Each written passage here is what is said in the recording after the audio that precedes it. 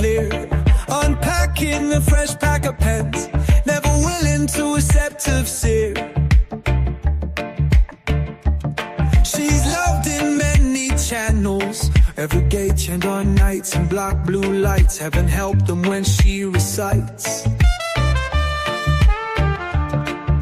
Mysterious life, girl got skills. She moves in space with minimum waste and maximum joy. Makeshift desk and a cat that bites.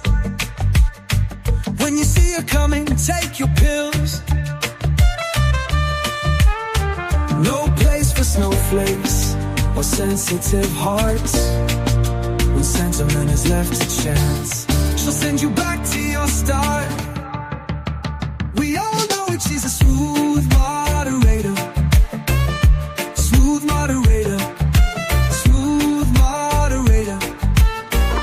Smooth moderator. Toast to toast, sometimes switches to crumpet, bends them to jail. Across social media, buy memberships for bail. Verse by verse, exploring the text. She reads and recites, not knowing the tongue, learning every step of the way. Melts all your memories and feeds you facts. Her zeal is like fire, but her heart is of gold. We all know it, she's a smooth moderator. Smooth moderator. Smooth moderator. Smooth moderator. Toast to toast, sometimes switch to crumpet, bands them to jail. Across social media, buy memberships for bail. Smooth moderator. Smooth moderator. Smooth moderator. Smooth moderator. Smooth moderator. Smooth moderator. Smooth moderator.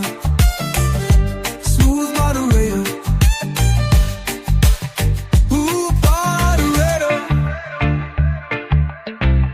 Smooth moderator. Smooth moderator. Smooth moderator. Smooth moderator. Smooth moderator. Smooth moderator.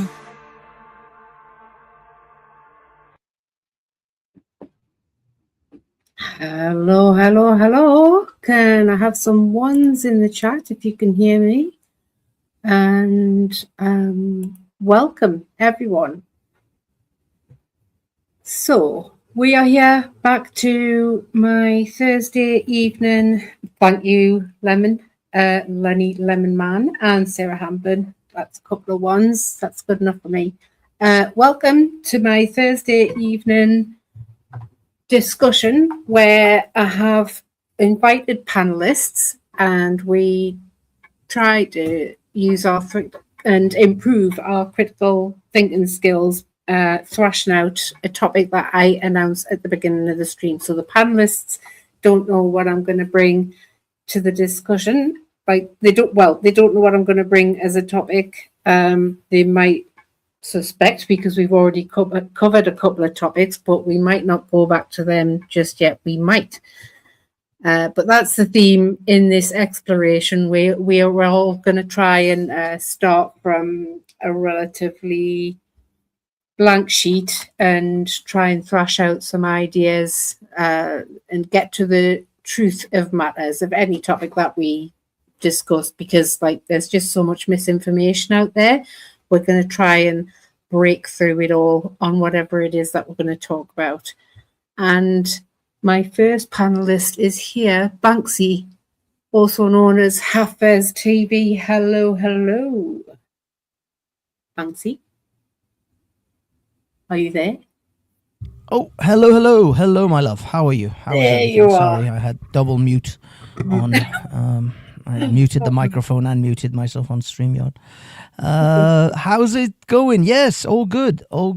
And yeah, curious to see what you were going to talk about, because you didn't even give us any hints. So let's. I'm guessing that others are in tow, or Well, on their yes. way. Ravioli said he might get here about 22 because he's in something in a Zoom thing until bang on 8:30, and he says sometimes it goes over a little. So Nice. I think we'll get started without him, and he'll turn up when he turns up, and he might bring the girl with him, but she might not join until a halfway through kind of 5 minutes break at about 9:10, 9:15. So we might as well get cracking. So you have no inclination, just for the audience, so they know you don't know what we're going to discuss tonight, yeah? Not at all. Okay, and you weren't here with us last week, so you missed out on a change of topic from the week that we'd had the week before when you were here for the first episode. Yes. Have you caught up on that? Very fast. Yeah, I went through the last week's podcast on double the speed, and pretty much got to most of it before this started. So yeah, I know it was about stereotypes and different sort of things, and I know you guys talked about Germany, and Negar talked about her experience. I believe in Bahrain with the Jewish community, and she was like in China as well. No, she was with a Chinese as an English teacher or something. So yeah, I got that kind of gist of the whole thing that way. Yeah. Okay, that's great. So, well, I mean, we will be returning to that topic as well in the future. So you might want to listen to it at some point, at a normal speed, and decide, what it is about that topic that piques your interest for you to look into for any time that we return to that topic in the future, which of course will be a surprise to you, just like it is today, because you don't know what the topic is until you get here. Sure. Okay, so. Oh. There goes our lieutenant. I believe there was a slight crash on the stream line. We do apologize at the Lieutenant LTG channel. We are experiencing technical difficulties, and we'll be back at the regularly scheduled program shortly. Please bear with us. Play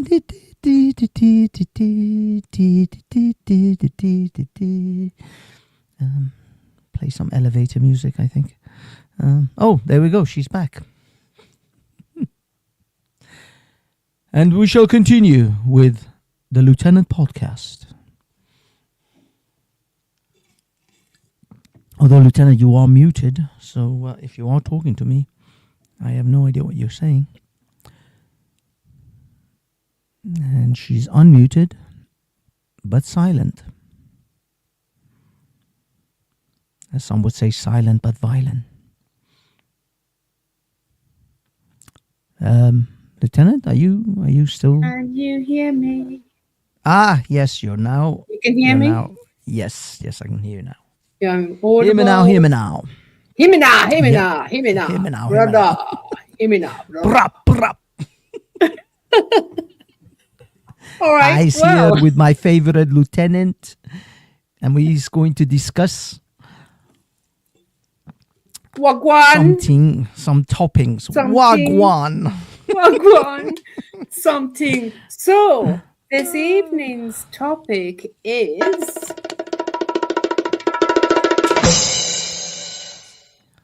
exploration. Vitamin D versus hormone D. What do we really know? So we're going back to it. We're going to try and take off from where we left off the last time that we covered this topic. You went away, I think, last time with an idea of something that you might look into on the matter, Banksy, a couple of weeks ago. Do you remember that? Yeah. Unfortunately, I didn't look into the vitamin D versus hormone D one. I actually only remembered to look at the food. So I found something with the food. foods that supposedly have vitamin D, but no, I didn't look into the vitamin that D was versus that food. was the part that was the particular part, like area that you had agreed to go away and look into, because Ravioli was going to look into something and I was going to look into something as well, so that we were all looking at something differently and then try and thrash out as much of what we all bring to the table as possible, but one by one, right? So if we only get through what one person has looked into, then that's great. If we get to look into more, then that is also great. So, you know. Okay. So I take it that means that you did look into. I did find I found the 15 most coveted, or the 15 recommended food items which have vitamin D, but I'll be honest, I think really the last 5 are the only ones that should be taken on a regular basis. The first 10 are, they have so many other issues with these foods. But I mean, I can play you the video later and you can always go through it. But I think shall we go through that first, and then we can, chop up that information, break it down together, apply our critical thinking skills, find out what the audience thinks as well. Yeah, I can share that video now. Okay, before you do, I'm going to welcome to the stage a third panelist who I didn't think would get here until about 9:10. So, Banksy, meet Nigar. Nigar, meet Hello. Banksy. Can you hear me all right? Durud. Yes. Durud bar shama. Durud bar shama, yes. I figured with the name Negar, you most likely of the Iranu stock. Well, I never lived in Iran. I just visited. I grew up in an Arab country, so I cannot really claim to be Iranian. I do not, or never possessed the Iranian passport. So. Oh, okay, but your relative, your heritage, your parentage is Iranian, I take it. My ancestry is Iranian, yes. Oh, I see. Yeah. Because so Negar is a very. It's a very Persian name. Very Persian name, yes. I'll be honest, the Americans can mispronounce it and misunderstand what it is, if you know what I mean. Yes, but as an Iranian, yes, I know. I appreciate that name. It's a lovely name. I listened to your podcast last week about the stereotypes and your adventures in China. So it was very enlightening. Oh, interesting. Okay, so I'd also like to invite to the stage, welcome to the stage, Ravioli, who is seen as RT on screen. Ravioli? Oh, yeah. Hello, can you hear me? Yes, hello, we mate. can hear you fine. Oh, hi, thanks. You're right. Yeah, hello, hi, Nagano, Lieutenant. Hello, Rupert. Hello, Nagano. I'm all right, Lieutenant, and I sent the email over to Yes, over to what? Sorry. Yeah, no, I forwarded it okay. to, Yeah, no problem. That's great. I'm pleased to have all three of you here. I wasn't expecting it to be at this time of night either, because I was expecting possibly Ravioli and Nagar to turn up a little later. I know that you have a prior arrangement before you come here. So thank you for coming. Thank you for being here. No problem. Did you catch my announcement of what tonight's topic is? It's vitamin D. Okay. No. Wait a minute. We'll do it again. Tonight's topic is vitamin D versus hormone D. What do we really know? There you go. I just like the drum roll thing, so I have to do it again. Awesome. All right. So we are returning to that topic. Nigar, you weren't here for that discussion. Have you caught up with how far we'd gotten with it? Which wasn't very far. I listened to some of what you talked about 2 weeks ago, and I looked up. I've just looked up the link that you put on that video, and it's about how we create through our skin, vitamin D, and with the help of our kidneys. But it's a hormone, and we only need half an hour a day to create enough from what you say, April to October. I don't know what happens the rest of the year. Do we have to store it in our body enough to have it? I don't understand that part. Well, that is a very good question. You know, I have heard that as long as we're receiving enough of those UV rays during the lighter months, then we do store some up. But that depends on how much melanin you've got in your skin as well, and where you are in the world and all of this. But we haven't even begun to look that far into the topic, but it's a very good question, and it is a one that I'm wanting to hopefully at some point come to the answer of, right? Because we need that specified. Some people say you can store it, some people say you can't, so you need to take these supplements and all the rest of it. So that's what we're hopefully going to be able to break down in this exploration. And the other question is how much skin you're supposed to be exposing to the sun. I mean, in the heat of summer, you cover yourself because you don't want to get, you don't want to burn your skin. So your face might be just exposed, or just a little bit of your arms. Is that sufficient exposure, or? This again is something that we haven't gone that far into, but is another good question that we want the answers to. I think Banksy brought that up last week, that he's heard that you have to have as much skin exposed as possible, but then I've heard in some places that because it's a frequency, it's not an actual light, it goes through you and you don't actually need full sunshine, and it can actually go through your clothing. Now, whether that's true or not, I don't know either. So these are questions that hopefully at some point along the way on this topic, probably not today, but another time, this will continue until we've got the entire topic thrashed out. That is hopefully something that we're going to get answers to soon.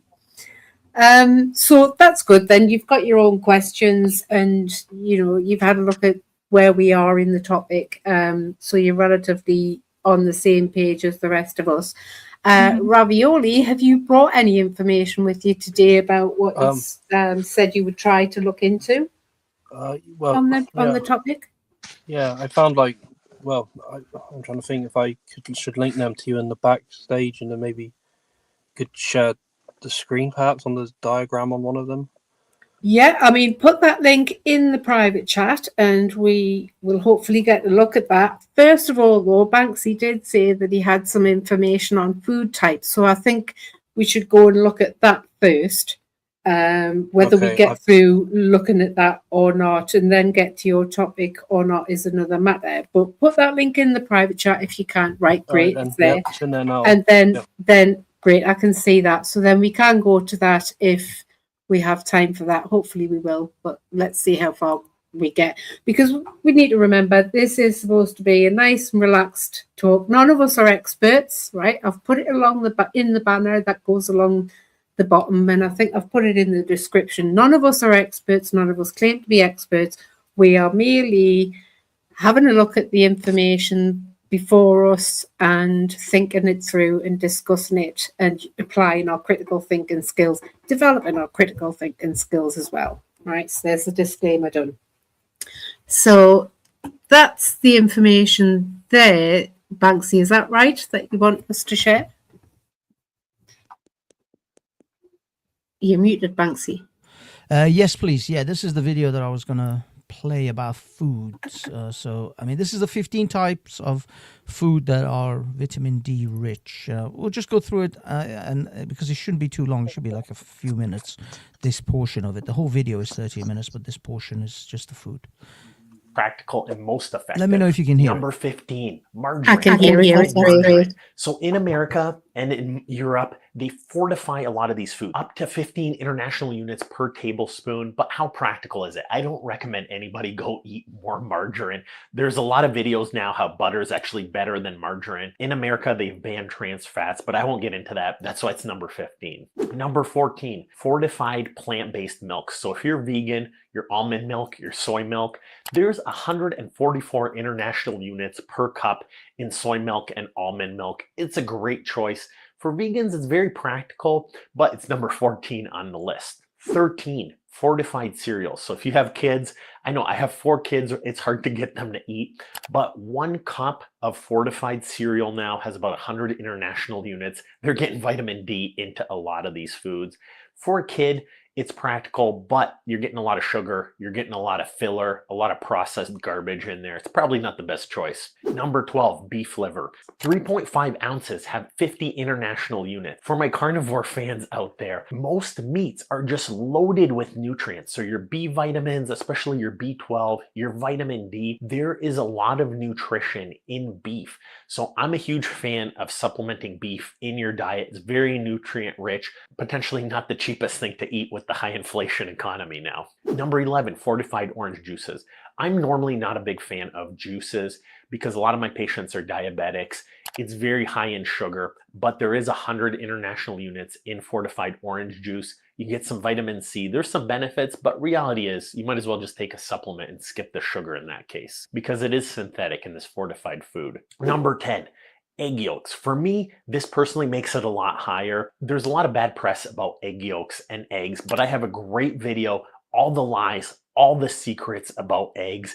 If you eat eggs in your diet, I'm not going to ruin it for you. Watch that video, but so much nutrition, so much vitamin D in your eggs, especially if you get farm-raised eggs. There's a lot more omega-3, a lot more vitamin D in your eggs.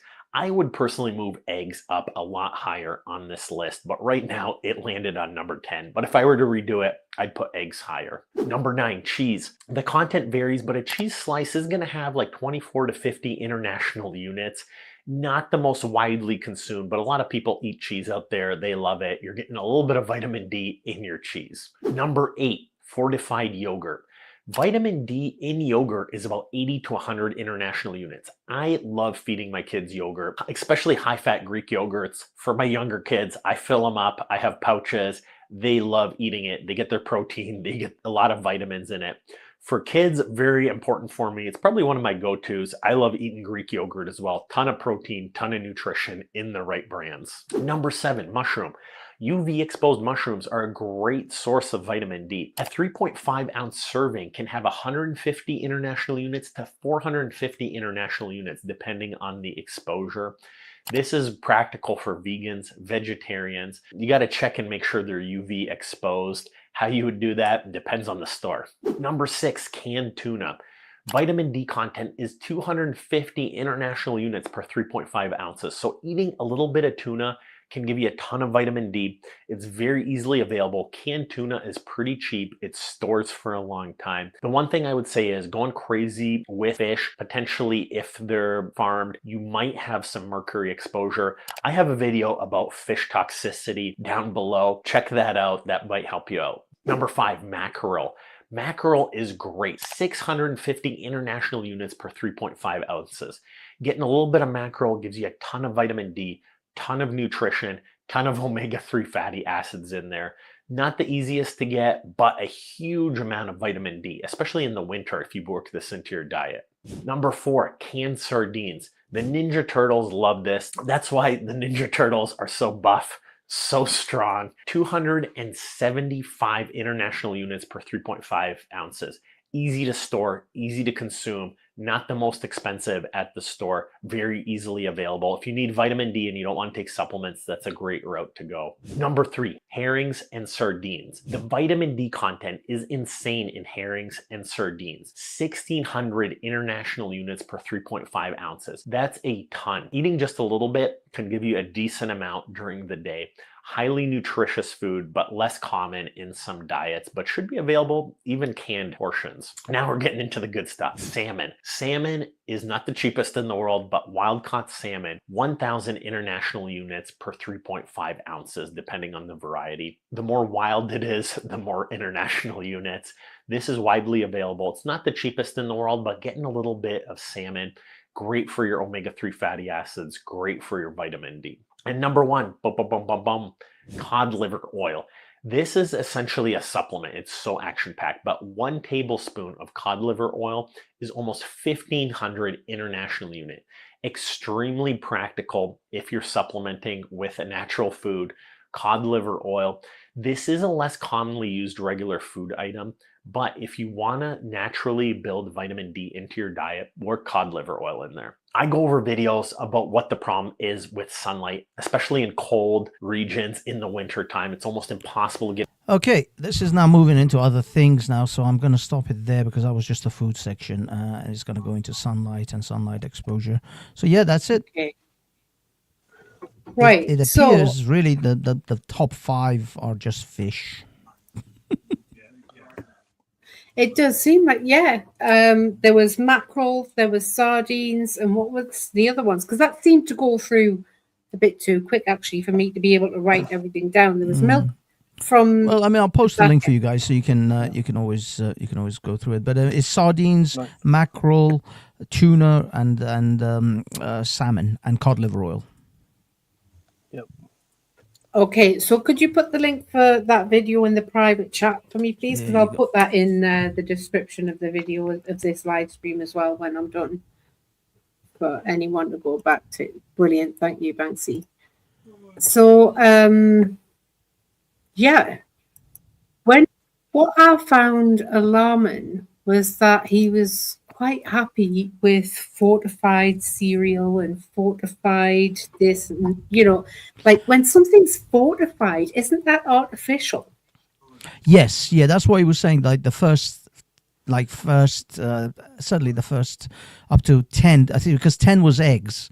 So eggs, he said he would actually put that further up the chart, like into the top 6 or 5, because it's better than cereals and stuff. It's just these cereals, yogurts, orange juices, they are artificially adding vitamin D to these products so that people, kids can get the vitamin D in there, but they are fortified, so they're not natural vitamin D. You might as well take, as you said with orange juice, you might as well just take a vitamin D tablet instead. Yeah, because the fact that they're adding it to means that, hang on a minute, those foods don't actually have vitamin D in them naturally. Exactly. Let's be honest, cereal, what is natural in cereal? The damn thing might as well be polystyrene. It's horrific stuff anyway. So, the cereal is not. I don't consider cereal actually natural food in any shape or form. It is so processed. Margarine, cereal, like these two things, they have vitamin D. He's just simply pointing out they have vitamin D if you happen to be consuming them, but there are better alternatives, and like you said, you shouldn't be giving your kids that. There's the amount of crap that's in cereal, the sugar and all the other processed stuff. It almost makes taking the vitamin D, having the vitamin D as part of it is there's too many negatives for the one positive of having a little bit of vitamin D. I wouldn't really. I would. That's why I said I would concentrate on the top like 6 or 7. In that list, they were the only ones that were and I would consider decent. Apart from eggs, was number 10, but I would put eggs amongst the next 5 or 6 things on there, and that's it really. That's if you want to consume your vitamin D in a natural form. If you don't get sunlight, essentially, if you don't have the kind of level of sunlight that you need, and you don't want to take supplements, these are the foods you should be looking at. To at least get vitamin D that way.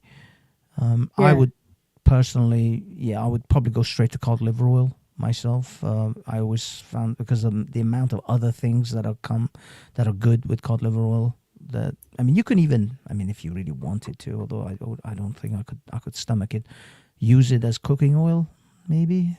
I don't know. Just like cook your food with cod liver. I couldn't do it though. No, I There's a wouldn't smell to recommend it. that. Yeah, It smells funny. It smells Yeah. fishy. it is. Yeah, I mean that's why I can't take cod liver oil in its natural like oily form. I have to take it in those capsules because it's Yeah. horrific. It's horrific. Just with a spoon. Yeah. So how come cod liver oil would be better than just having an oily, meaning a fatty fish? I would have thought just having sardines is better than, but you wouldn't be able to take sardines or eat sardines every day. You get fed up with it. So it's to vary it. So sometimes you take cod liver oil and sometimes eat sardines and sometimes eat other fish. Precisely. Yeah, that's it. That's exactly it. If you can't stomach, I mean, some people can't stomach fish at all, but if you can't stomach fish all the time, then mix it up. A bit of salmon. Well, for me personally, sabzi polo mahi is my personal favorite. That's how I consume my fish most of the time, or sushi, sashimi, that kind of thing. That's right. Yeah. I think, Nega, you know sabzi polo mahi, right? You know what I'm talking about. I do know sabzi polo mahi very well. They have it for a special occasion, but you seem to have it every day. I like it a lot. Yes, not every day, but yeah, I do. Okay, for the non-Iranians, sabzi polo mahi is essentially fish, or it could be any fish. It could be mackerel, trout, rainbow trout, or salmon, which is what I usually have, with rice, which is mixed with a lot of what is the herbs that is mixed with? Dill. Is it just dill? Yeah. Dill weed chopped into the rice as it's boiling, and so it cooks with the rice, and that's it. Sabzi polo mahi. Sounds nice, Banksy. It's gorgeous. It's gorgeous. Sometimes we have it for Christmas dinner. Really? Nice. Yeah, my mum sometimes does like sabzi polo mahi and a turkey, and so we have like the English and the Iranian put together, because in Iranian culture, sabzi polo mahi is ate at the last day. Is it the last day of New Year, or is it? It's one of the days. I thought it was a Nowruz dish. You have it on Nowruz Day. Yes, that's what I meant. Nowruz, which is the New Year, which is the Iranian it's New the Year. First day of the year. Yes. That's it. That's it. Yeah, we have it for our first day of the Nowruz, which is 21st of March. But my mum, for a long time, we've been sort of having it at Christmas as well. It's become part of our Christmas thing. We've Iranianified the Christmas. And why not? Yes. Yeah. It's dill, which is not easy to get hold of. You use mainly, or people used the dry herb rather than the fresh. The fresh would be better. Perhaps you can get it in London, but I don't think I can find it in Somerset, the fresh stuff. You can get it in supermarkets. Yeah, I can get it. I can get it in Sainsbury's and Asda's and stuff around here. Yeah, perhaps not in Asda. I've looked for it, but not dill. I can get parsley and coriander, but not other things, basil, fresh, but not dill. Not in Somerset, at least. That's what I'm thinking, because my Asda has become very, shall we say, international. International, yeah, because I can find somog in my Asda now. These are things that for decades I could never even. Banksy, what's that? What's Somac? Actually, Jamie Oliver, believe it or not, uses Somac a lot. They call it Somac, or he pronounces it Somac. It's actually Somog is the actual pronunciation, but it is it comes from a root, isn't that right, Negar? No, it's a seed of a tree, and it grows quite wild in Somerset, but you have to collect it yourself and dry it and then crush it, powder it, to be able to have it. Okay. Yeah, but it's all very processed good for when you buy it. Yes, it's sharp. It's like it's a different sharpness than lemons or lime juice. It's a class, and it's red. It's slightly red in color. Yeah, but this is what I mean. Like in my Asda, because I believe my area has become far more ethnic, shall we say, than it used to be. It was a very, very white area for a long time, and then it's become like the ethnic crawl. You can see it, the ethnic creep, and in my Asda, I can find things that I could only find in Turkish and Iranian like supermarkets. You could never find it in Sainsbury's and Asda. These things didn't exist. But yeah, now it's become, because a lot of ethnic people have moved into the area, and so as the ethnic minority groups grow, the supermarkets accommodate that particular group. I used to, for example, find Jack Daniel's barbecue sauce and Guinness barbecue sauce. I don't know if you guys have ever used those. They're very good sauce, but I highly recommend it. They're lovely. It's just now my Asda has stopped stocking them, because it's alcoholic, or at least it appears to be alcoholic, and it doesn't sell because the ethnic minority of my particular area is predominantly Muslim. So it's not selling. So they stopped stocking it. I have to go to like Sainsbury's or Marks and Spencer's and places like that to find it, because, well, actually no, Marks and Spencer's, I don't think they have it, but Sainsbury's. But yeah, it's you can see the ethnic growth in your area based on what your supermarket stocks. Mm-hmm. Yeah.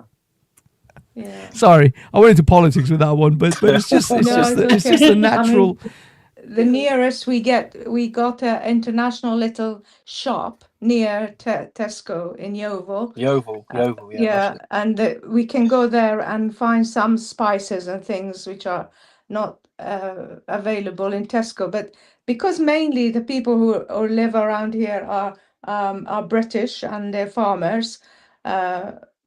So you don't really find these things. Nobody will buy them. Exactly. That's what I'm saying. This you can see what is being predominantly sold in your area, and you can kind of get a gauge on what is your ethnic makeup of your area based on what the custom, what the. I mean, there was a time you wouldn't be able to find a aubergine in Tesco. I mean, they didn't sell it because nobody knew what to do with it. Yes. But now people travel abroad and know what the aubergines are, so they are used. They sell them. Yep, I mean things that I never saw in most of my life in Britain: pomegranates, feta cheese, or Greek cheese, which is the closest cheese that we have to Iranian cheese in the UK, or Turkish cheese. Now they are everywhere. They are absolutely everywhere. Saffron, very hard to find in this country in supermarkets and stuff. Now, just about every supermarket I go in has got saffron. Butter ghee, which is, I'll be honest, that stuff is delicious, but you can see yourself get fat. It is like the calorie counts are through the roof with this stuff. But it's beautiful when you cook things with it. Sorry, what's butter ghee? Sorry, what's that? This is clarified Indian. butter. It's clarified butter, which is used in Indian cooking. All right, yep. There you go.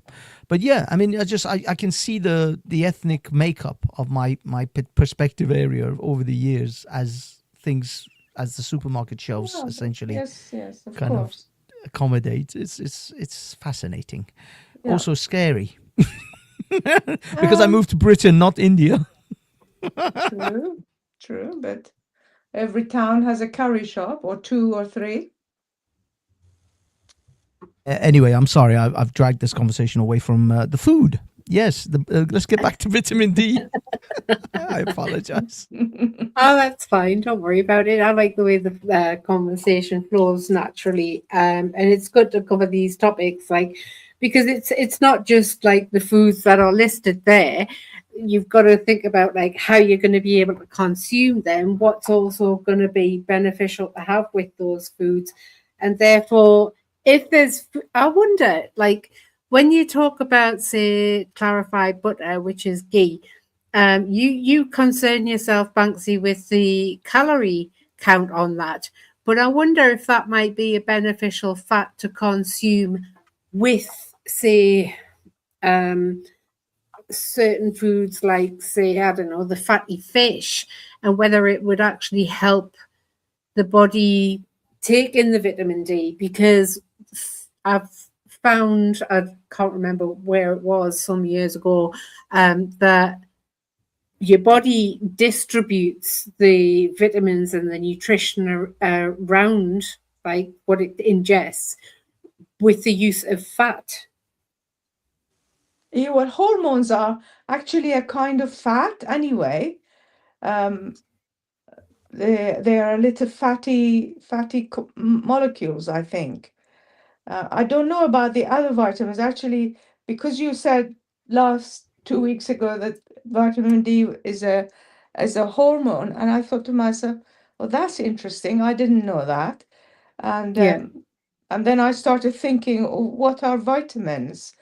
I still don't know what they are, chemically speaking. What are they? I know they are very small amounts we need in our body, but they're essential for the body to run properly. That's all that I know. But hormones definitely are fatty molecules. Okay, so that takes us into what Ravioli's brought. He's brought an article which I think may look a bit more in detail about what we discussed last time, which is the difference between vitamin D and hormone D and what their functions do. Before we go to that, is there anything more about food that we should be discussing? I mean, I think I would like to look into, or one of us could look into eventually, like those types of food, how much of each you would need to consume and how regularly, to have like a balanced diet.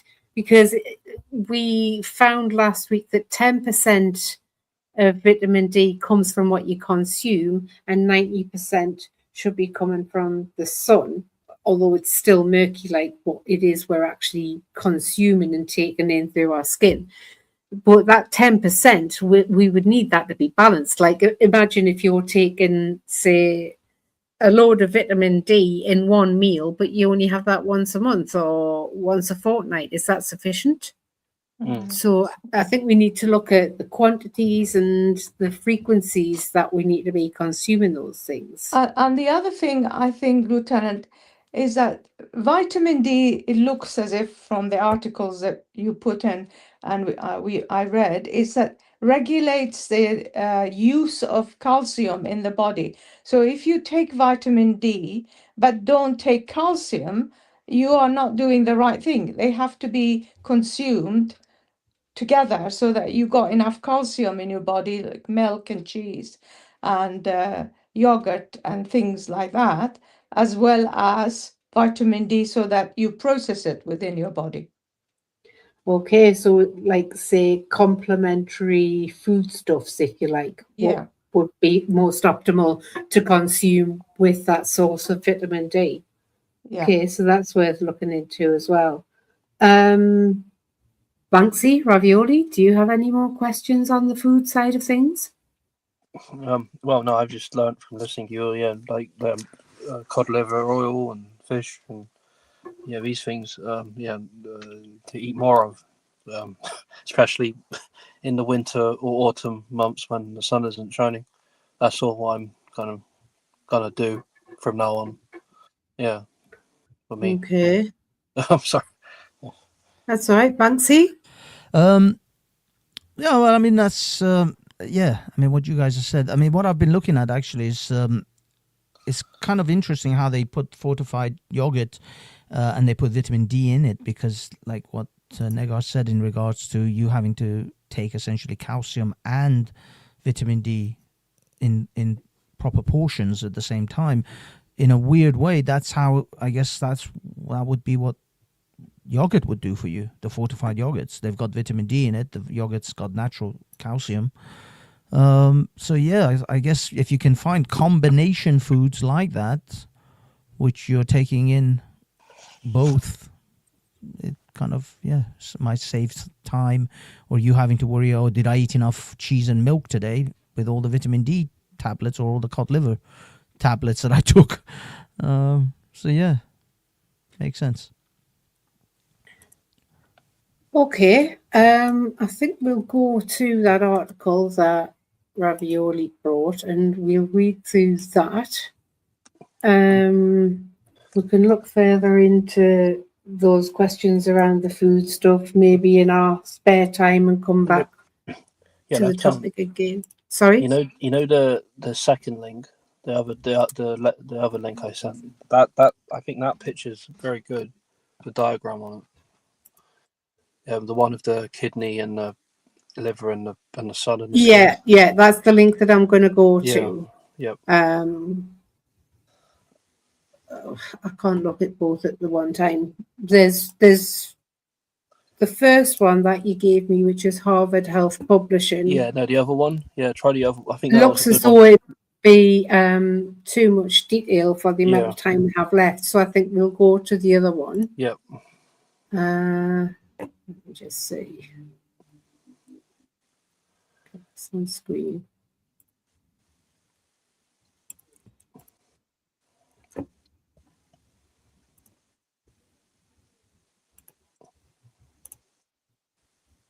I had too many tabs open there. It was confusing me. Right, where am I? So,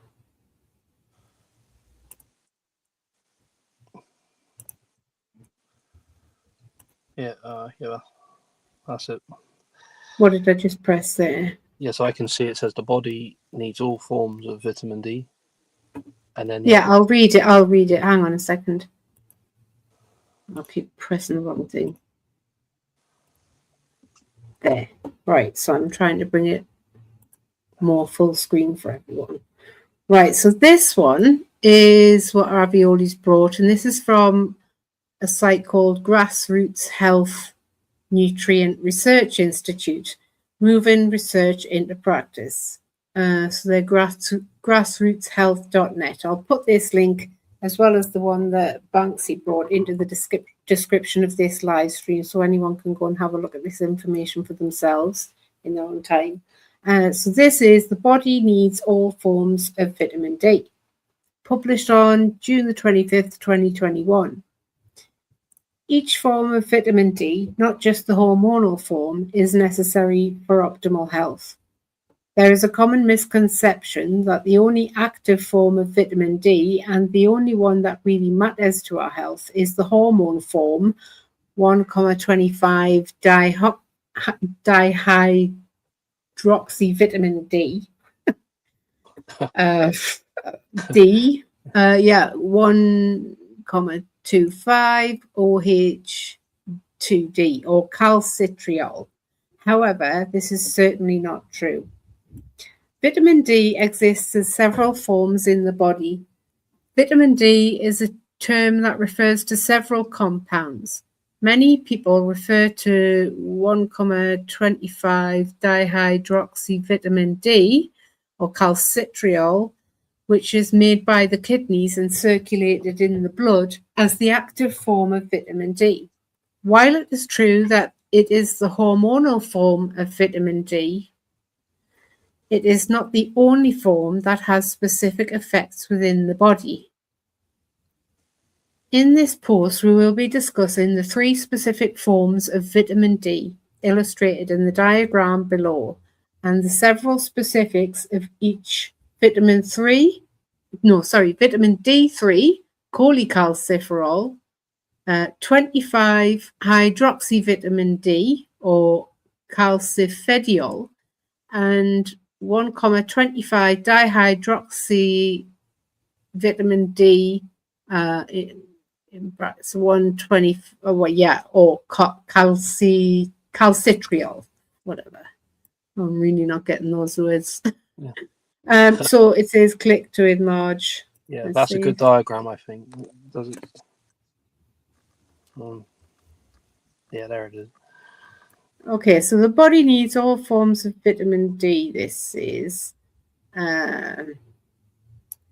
So here we've got the sunshine. Vitamin D3 made in the skin is used by skin cells that cannot rely on vitamin D from the blood. DNA damage, cell death, down, and what goes up is DNA repair.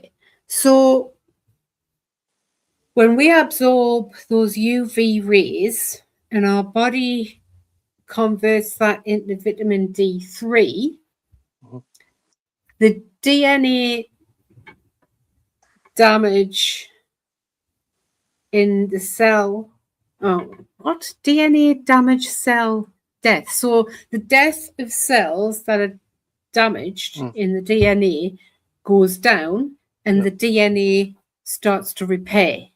Yep. So it's crucial that we are taking in some UV rays, isn't it? Yeah, no, I mean, yeah, because, if they don't repair, you could get inflammation and then maybe, tumours and horrible stuff. Well, it's not just that, it's DNA. Yeah. Yeah. Right? So then vitamin D3, cholecalciferol. So that's what's made in the skin when we absorb the UV rays, is it? I think, and the food. And what comes in from the food, taken directly at the cells for local conversion and use. Most potent form for endothelial stability. It's anti-inflammatory, and it's a form needed by breastfeeding mothers to transfer to baby through breast milk. Must receive daily or semi-daily due to very short half-life of roughly 24 hours. So that suggests that we need to be taking it in from our food, not from the phone, daily or semi-daily. Yeah, I think that's true. Yeah. Right. Then we've got, so what we take in from the sun and from the food then goes to, that's an image of the liver, and becomes 25-hydroxylase. So this, which is calcifediol, which is, what's this? It's a form measured in blood as indicator of vitamin D status. So it's when it gets to this point that they can know whether you've got enough of this type of vitamin D in your system, I assume. Taken directly into cells and converted to 1,25, that other one, for local use. Used as a signaling molecule in most cells and tissues, including immune, brain, blood vessels, heart, lungs, and many more. And so then after it's gone to the liver, it then goes to the kidneys. Yeah, this is the bit I like this because, you don't often just think of how the kidneys are involved in this. And this is why I quite like, it's quite complex, Lieutenant. I was quite ignorant to think, I just thought like the sun, a few weeks ago. I didn't know about how the liver and, the foods to connect to the liver, to connect to kidney, Yeah, so we need to know this entire process, don't we? So let's get through this. So then it becomes, right, so we take it in from the sun, and from our diet, it goes to the liver, and then it goes to the kidneys and becomes whatever that is, hydroxylase. And that's when it becomes hormonal vitamin D, regulated by parathyroid hormone, PTH, for blood calcium control. And this is when calcium absorption in the gut goes up. That's what this arrow indicates. Bone turnover, calcium in the blood goes up. So bone turnover, what would that be? Would that be your bones regrow? Yeah, just bone cell death. Healing themselves, sort of thing. The body, as I understand it, uses your bone structure as a mine. We use the calcium in lots of processes in our body. So if we are not taking enough calcium from our food, the processes take the calcium from our bone and uses it in our body. So that's when the bones start getting weaker and weaker and thinner and more porous. So then they break. You know, that's how old people, if they're not absorbing, if they're not, they might be eating the calcium, but their guts is not absorbing the calcium Yes, and so they into develop the blood. osteoporosis, also known as Yeah, brittle so bones. it Yeah, kind of, you kind of eat it and it's flushed out of you. It's, you're not using it, yeah, but your body is yeah, not using it. Nagar, yeah. So So, Nagar but hang on. What is bone turnover? was when it regenerates, isn't it? So when your bones, turnover, our bones are constantly being a mine for calcium and then absorbing more calcium from the gut and building it. So our Okay. calcium in the bone is constantly turning over. Okay, I understand that. but Then. can I add one thing on Nagar and Lieutenant and Banksy? From what I don't know if I'm thinking about like GCSE science. Sorry. Well, wasn't calcium like good for muscles as well, nervous system and stuff? So it's even more important, right? Because It's isn't it all used like in that? it's used in a lot of processes Yeah, in the yeah. body. So it is quite essential, and we got a So, big store of it in our bone. so could you conclude from this, if you don't get your vitamin D sorted out, you're actually running the risk of nervous problems, muscle problems, and heart problems?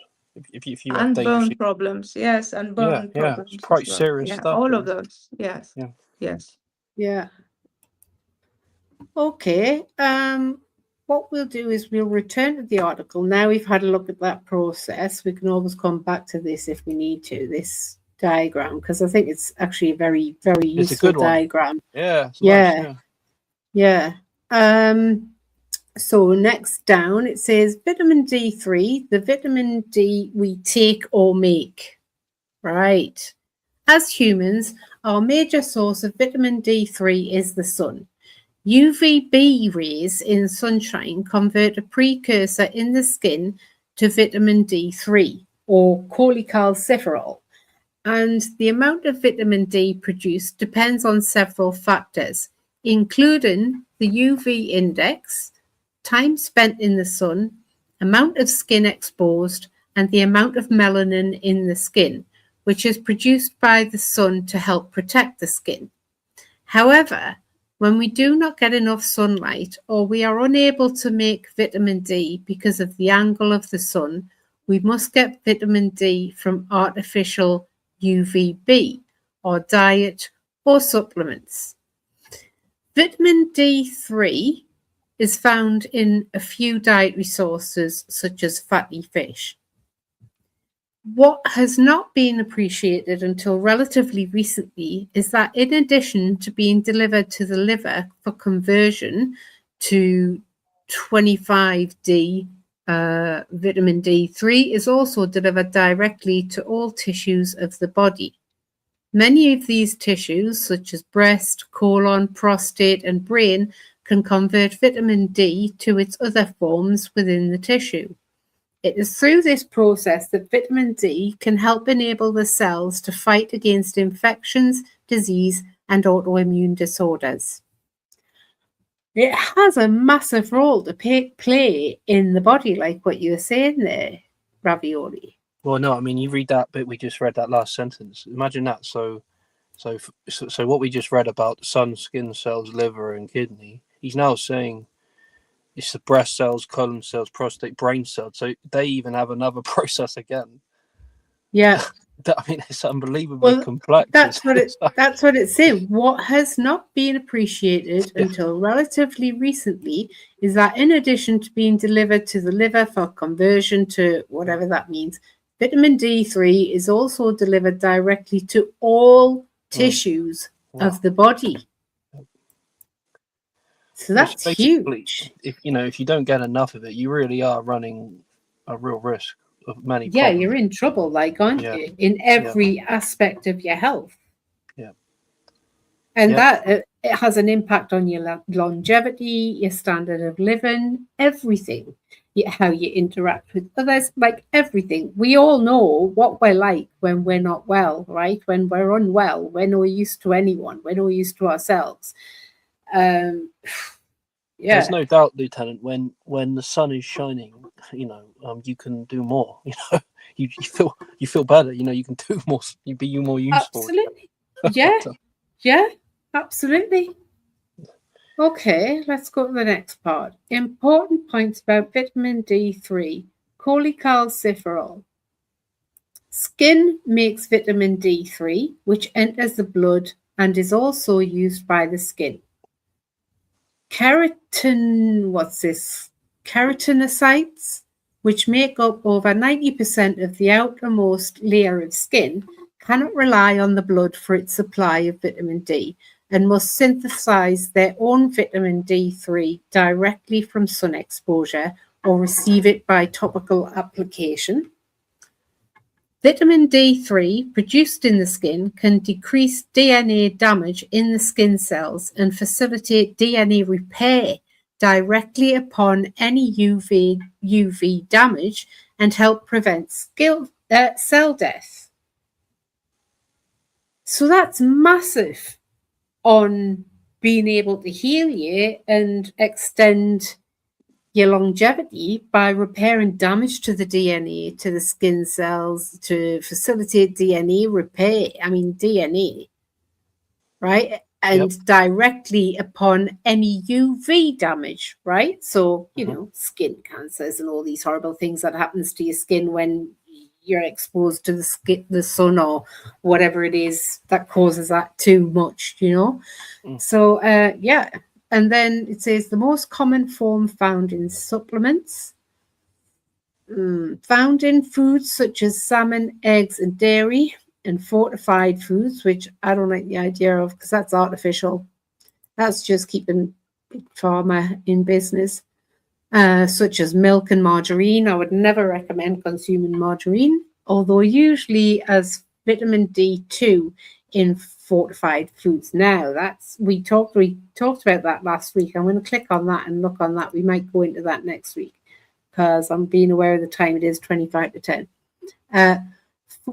Right, so vitamin D3 form that is transferred from mother to baby through breast milk when mother's vitamin D3 levels are high enough. So mother really needs to be making sure she's getting a good source of vitamin D3 because she's going to be passing that on through her breast milk to her infant who needs it for every cell in their body as well, right?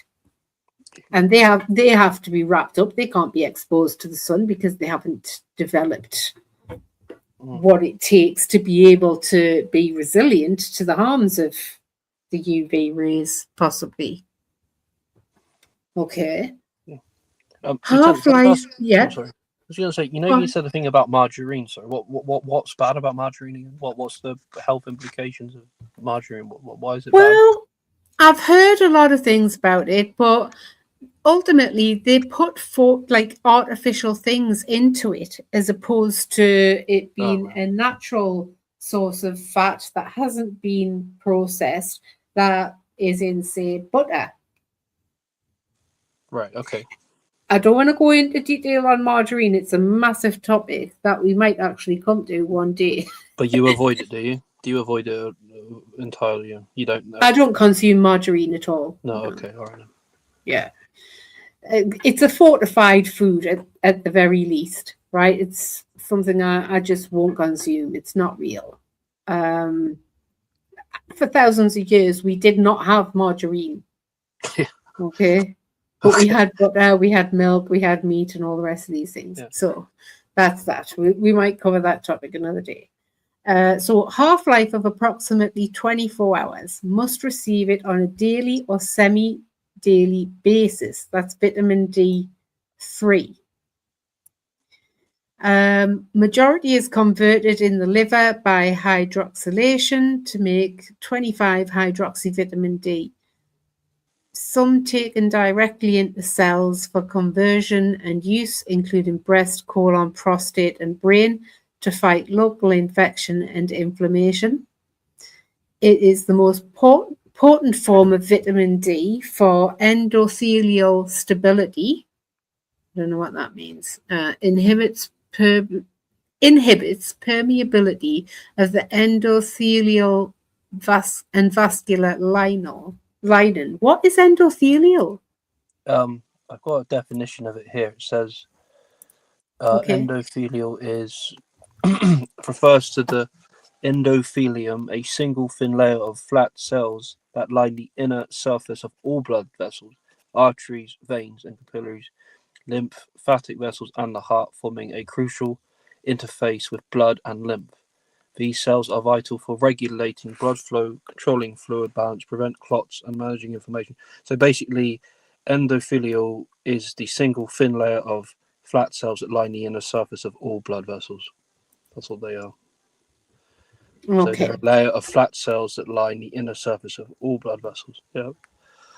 Okay. Where was that? Right. Okay. And so is the most potent form of vitamin D for endothelial stability. So for that bit, inhibits permeability of the endothelial and vascular lining and reverses inflammation, results in reduced leakage into surrounding tissues. So it's 1,000 times more potent than 25D and 10 times more potent than 1.25D. Right. Vitamin 3 gets converted to 25 vitamin D. As mentioned above, the majority of vitamin D3 goes to the liver for its first conversion process, 25 hydroxylation. This process converts vitamin D3 into 25 hydroxyvitamin D, which is this form of vitamin D that is measured in the blood as an indication of an individual's overall vitamin D status. So it's at that point when you're tested for vitamin D that they can see on test results. Right. Important points. By the way, does anyone else have any questions? I'm just pushing ahead with this. Banksy, Nagar? No? Okay. No question. Sorry. No, Okay, that's no problem. absolutely fine. Carry on. All right. Important points about 25 hydroxyvitamin D or 25D, which is calcifidiol. A very small amount can be ingested from animal foods, taken directly into certain cells, such as immune cells, and converted to 1.25 dihydroxyvitamin D. Conversion of 25D within the cells to 1,25,2D is used locally by those cells or neighboring cells as a signaling molecule. So as a signaling molecule sounds similar to what the microbiome in the gut do, like they send signals to the brain. So that's what that means when it's a signaling molecule. Not that it's the same, it plays the same role or anything. I'm just having that straight in my head. Controls activation of T cells during immune response. Yeah, Lieutenant, you know that one now about the T cell? I mean, that's seriously important. I mean, it's those T cells often that, like, you know, people don't have enough of then cancers and tumours, all these horrible things. So it's even important in that, isn't it? Like, it's really quite key. If you've got anything attacking your immune system and you haven't got enough vitamin D, you're at very high risk because your T cells won't be activated. Yeah. So basically, you're opening the door for real problems. Yeah, I think. Yeah, real serious health problems. This is a lot of health problems, actually, if you don't have enough vitamin D and hormone D in your body. Yep. Right. Measured in the blood to determine status of vitamin D within the body. Half-life of 2 to 3 weeks. So that's where you could have some of this in your system and you don't like it's going to stay in there for 2 to 3 weeks. So it's not necessary for 2 to 3 weeks for you to ingest that, right? Yeah. But I suppose if you can ingest small amounts of it, very low doses of it on a regular basis, then you've got a constant supply of it as opposed to just like a bulk buy, right? So you fill the cupboards up in your body and then you let it wear down for 2 to 3 weeks and then you fill it up again, right? You could have a slow, steady supply, a slow, steady turnover, like a stock rotation thing going on in your body. If you could have it going in frequently, but in low doses, so that you've never got too much in there, but you've also never got too low an amount in there as well. Just a thought. Used as a signaling molecule in most cells and tissues, including immune, brain, blood vessels, heart, lung, and many others. That's a big deal. Can be given during a severe immune attack when the need for vitamin D is increased, as with COVID-19 patients. Waiting for the body to convert vitamin D3 to 25D3 may not be suitable for those experiencing such conditions and who are vitamin D deficient. Therefore, 25D3 itself can be given in order to raise the blood levels more quickly. So it is important to make sure your levels are good all the time. You know how like it's good to stress your system now and again, like say by fasting, by exerting yourself physically, but it's not good to stress yourself with a vitamin D deficiency. No. Because while you're deficient, you could be hit with something and your body won't be prepared and it won't be able to develop anything quick enough to fight. Or to develop anything at all while your body's being attacked by something, your immune system's being attacked.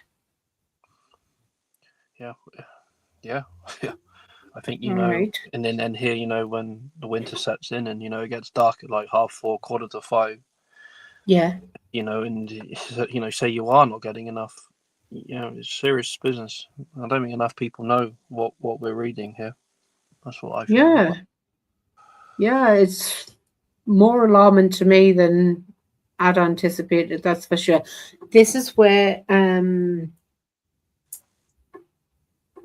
was it you, Ravioli, that said, or was it Nagar that said about would we actually be able to, I think it was Nagar, would we actually be able to store enough up to get us through those darker months?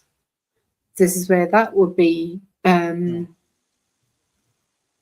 yeah, because if we look at that, how do you, if you've got enough in your system to get you through the darker months and then you're stressed with something attacking your immune system, you're then going to deplete the amount in you, possibly. I don't know, this is just a theory. You're possibly going to deplete the amount that's in you that you've got stored up to get through those winter months. And therefore, once you get over that illness, that attack on your immune system, it's like on a tightrope whether you've got enough left to get through the winter without becoming deficient. Yeah, I'm with you. Because sometimes you can have like 2 or 3 illnesses within the darker months, and every time it seems as though it's worse. Possibly this is why. Could be. And then it said earlier, was it the half-life was 2 to 3 weeks? Yeah, I just read it. Yeah, so. It's, you know, it does go quite quickly. It will leave the body. Yeah. Okay, let's go to the next bit. These are all this is all very good questions that I think the viewers I think it said somewhere that it doesn't. Sorry, Lieutenant. I mean, it doesn't have to be sunshine. Just the brightness. You can make vitamin D. It's essential in the winter, I think. Even when it's not actually sunny, but if it's a bit clouds are a bit lighter, to be out about and at least your face and your arms to be exposed to the UV rays. So you make some. Yeah. I mean, you can still do that, if you manage to get out for whatever short amount of time that we have of daylight during the darker months. But that's, the what UV rays are and the differences between them all and what we actually need regarding that all year round. I'm hoping that we'll look into that another time. We won't get into that today. Okay. Can I Yeah. ask a question, like, on one thing? So two things, like, so if you have, like, real ill health, people with, cancers or something, or diabetes, or things that affect the liver, like, they would need even more, right? Because their immune systems are compromised, or in their fighting, they're using this stuff up even quicker. So it's more essential for them even to have more vitamin D, right? They need more because of the problems they have. Am I right in thinking that the vitamin D would get used up, for the lymphatic systems of the T cells and the macrophages and lymphocytes, all those things? So they would need more. They would need more for the strength. Like, yeah. Am I wrong in thinking that? Do you mean like if you're actually struck by an illness, you've got optimal levels, but they're getting used up They're on getting used up fighting that quick all the illness? time. Yeah, all the time getting used up. So they need more. It's even more important for them to have more. Yeah, so that's where taking in small doses, but enough to keep you topped up at the right level all the time is important. Yeah, because if you're not, then you never, I mean, you're opening the door. You're going to get very sick, if you're not topping it up. Like, yeah. And then, if everyone's getting very sick at the same time, we then run the risk of someone coming out with a narrative, oh, there's a PANDEMIC, when there might not be, right? That's a possibility. I'm not saying it's the crack. And we'll move swiftly on because I don't want any strikes. So 1,25,2D, the hormonal form of vitamin D, conversion of 25D into what is commonly referred to and mistakenly labeled as the active or hormonal form of vitamin D, 125,2D or 125D, is done mostly in the kidneys as part of vitamin D's function with the endocrine system. In this case, the process is highly regulated by the parathyroid through what is known as a negative feedback loop. The hormonal function of vitamin D is as the main regulator of calcium absorption in the intestines. When calcium levels are low, the parathyroid initiates an increase in the rate of conversion, 25D to 125D, which then increases the amount of calcium that is absorbed. When calcium levels are high, the conversion of vitamin D into its hormonal form is decreased. Learn more about the relationship between vitamin D and the parathyroid here. Okay, maybe another time. I mean, it's 10 to 10 now. The ability to perform this conversion is also available within cells outside of the kidneys as part of vitamin D's function within the paracrine system. In this situation, such as with an immune response, a cell has a specific need for 125D. It will then pull vitamin D3 or 25D into the cell and convert it into 125D, where it can act directly within the cell and neighboring cells as a signaling molecule in order to produce the desired function. More can be learned about the endocrine versus the paracrine functions of vitamin D here. Another day. Have we got much of this article left? Not much. Right, let's go.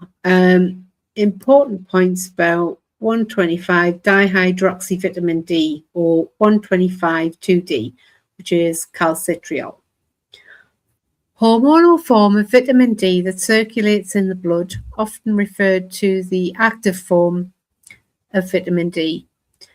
Its uptake and conversion of 25D within the kidneys by hydroxylation to 125D 2D for endocrine use controlled by PTH, regulates calcium absorption within the intestines, important to bone health, increases bone turnover to increase blood levels of calcium, half-life of 4 hours. Oh. Wow. That's quick. Yeah. 4 hours. It's not. So you're going to need, yeah, if you've got like anything going on with your bones, you're going to be needing to take in a bit more vitamin D as well to be able to cover that half-life of 4 hours there. Yeah, absolutely. Yep. It's very technical. What is a half-life? Important to understanding how vitamin D is processed in your body and why it is important to receive vitamin D3 on a regular basis is the concept of a half-life. The half-life of a compound is a time measurement of how long that compound remains in the body. It is the amount of time in which half of the substance is gone. When that amount of time passes again, another half of what remained previously is gone, and it continues in an exponential nature. The graph looks like this. So, if you start off with that, what is that, like a minute time in half? Or 1/2? Yeah, not. Yeah, that's half. Concentration. That's 0.5. So then that's down to half of that. It's 0.25. And half of that, 1.25. Half of that, half of that. So if that's, say, for example, if that 1 is your optimal level, you need to be keeping it up there all the time. Yeah.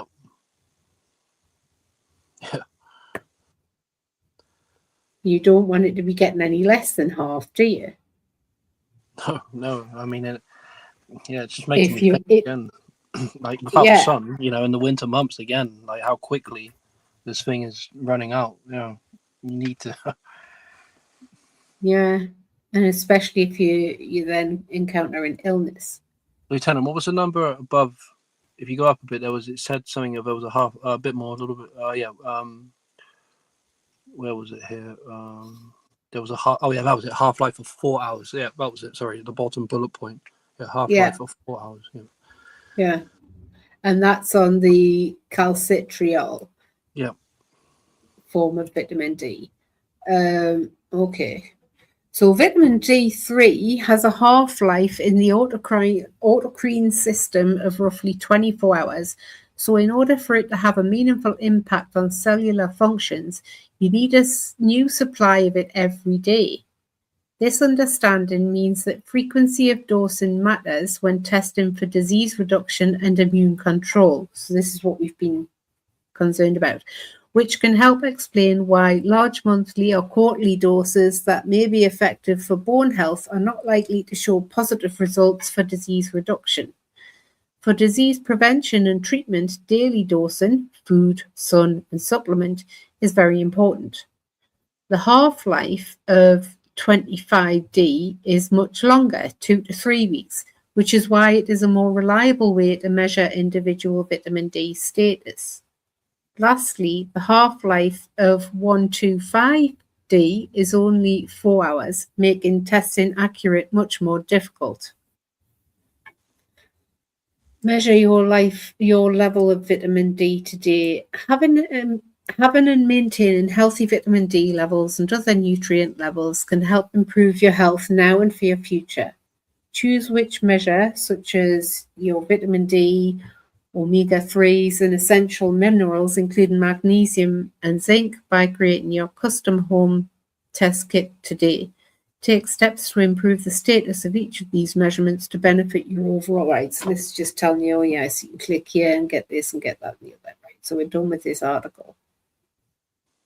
But not really, because I think I want to read through that again. That was pretty detailed. What do you think, guys? Anyone? No, I like the diagram at the top. Yeah, I just think it just kind of sums up. how important it is. But yeah, I know I've learned a lot about Lieutenant. Thank you. Didn't know all the other things it was linked to, like immunity and the speed of the half-life and things. And yeah, no. Yeah, I'll be perfectly honest with you guys. I lost the will to live about an hour ago, and I'm looking at actually reducing my vitamin D intake in order to speed this process along. I'm joking. I'm sorry. That is such a fancy thing to say. I'm sorry. Oh my God.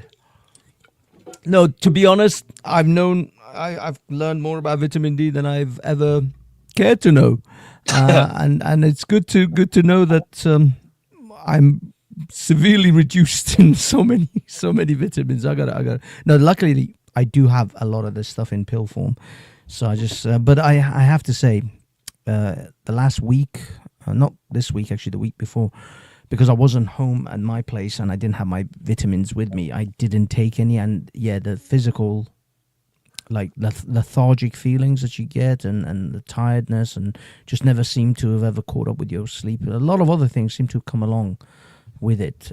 So it's, I mean, obviously it could be other things as well, age and all sorts of other issues. But when I do take these things on a regular basis, I do feel perky. Definitely, you're a bit more, awake and aware when you than when you don't. So yeah, it does. Especially, I think as you get older, it does affect you much harsh. It's like more evident the effects. When you're young, I think you can plow through it without feeling it too much. So vitamin D3 is the new happy pill. Happy pill. Yeah. Happy pills. Happy pills. Do. I got a couple of happy pills, but I need to call my dealer. Oh wow, thanks. Yeah, you don't get those over the Boots counter. I don't want to know about any counter where you get those from. I'm innocent. Right. Well, we've got less than a minute left for me to end stream. Thank you, all three, for being here and listening to my voice droning on, reading something I really don't understand and mispronouncing words and all the rest of it. I hope we've all had our minds stirred. I've heard critical thinking skills from everyone. Everyone's come up with like really relevant questions where I think it's evident that we need to look even deeper into things. Yeah, if you three hang backstage, I'll thank the audience for being here, there and everywhere with us, for having the patience and for liking, sharing, subscribing. I did drop the links for all of Banksy's channels and one of my Rumble friends who popped in earlier, Final Revival, he is called on Rumble. Please, everyone, go and click on those links and subscribe and follow and share and all the rest of it, and do the same with this. And I'll be putting the links to everything that we've looked at today in the description of this live stream when we've ended. Yeah, thanks again for being here, for being explorers with us explorers. And we shall see you same time, same place for our next exploration.